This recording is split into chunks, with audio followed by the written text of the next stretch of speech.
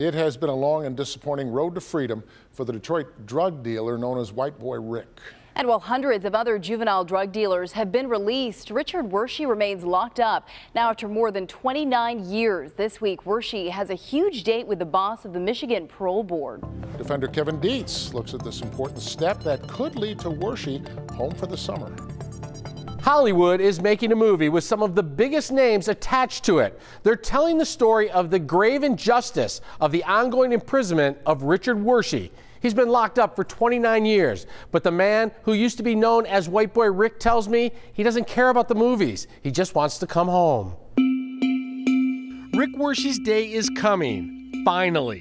On Tuesday, he will sit face-to-face with the chairman of the Michigan Parole Board and make his case for release. He's going to explain how the mistakes he made when he was young are really the mistakes of youth. And he's a totally different person. And he is a totally different person. They are persuaded that there is no risk from this young man.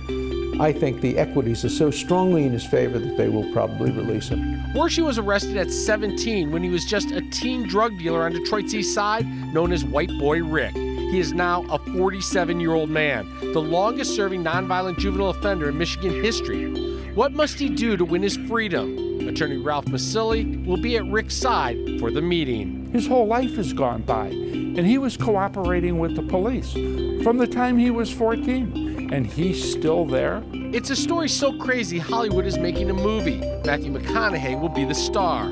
At 14, police paid Rick Wershey for information on neighborhood drug dealers. The relationship grew from there. It went into them sending me into houses to purchase drugs. These documents obtained by the defenders back up Rick's story, showing numerous payments for information. Over the course of 2 years, I would say probably somewhere around $30,000 maybe. Police made Wershey a fake ID and bought the teen a flight to Las Vegas, a hotel room, and tickets to the Tommy Hearns-Marvin Hagler fight so he could get information about drug dealers. It led to a major bust. Then the police stopped coming around. When Wershey's snitch money ran out, he started selling drugs. In less than 18 months, he was busted and behind bars. Was it stupid? Absolutely. Did I think it would cost me 29 years of my life? No, you don't think about that when you're 16. While in prison, Rick has done things to hurt and to help his chances for release. He pleaded guilty to minor involvement from behind bars in a car theft ring and owes the state of Florida 2 years. But he also cooperated with federal agents like Greg Schwartz to bring down dozens of violent criminals, including numerous dirty cops. Schwartz calls Wershey a hero who should have been released decades ago. What do you got against a kid who was 17 years old, who now has spent half of his life behind bars? Many believe Wershey's help going after high-powered people backfired. His information led to the arrest of Coleman Young's bodyguard, Jimmy Harris, brother-in-law, Willie Volson, and niece, Kathy Volson Curry. Coleman Young was not pleased. He was extremely upset at me for, I believe he called me a stool pigeon for turning in corrupt cops. Wershey told the feds he heard a phone call where popular homicide cop turned Hollywood actor Gil Hill was taking bribes.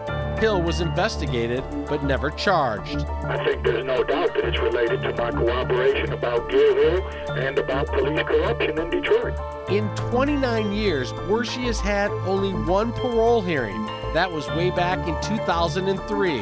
Along with federal agents supporting release was musician Kid Rock. He just didn't believe in what had been done to me. He knew the truth, he just tried to help me. Opposing release was Mike Duggan, who at the time was prosecutor. He wrote a scathing letter. Current prosecutor Kim Worthy also has opposed his release over the years, but now says she will no longer object. I just want to see him, like I said, and spend time with him before I die. Darlene McCormick is Rick Wershey's mother. She doesn't care why it's been so long. She just wants her son to come home. He did deserve to go away for a while for what he did. It was wrong. Right is right and wrong is wrong, you know, but not for as long as he's been.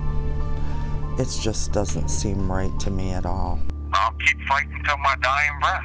The parole meeting is Tuesday morning at Oaks Correctional Facility in northern Michigan. The defenders will be there and bring you the latest. Kevin Dietz, defenders.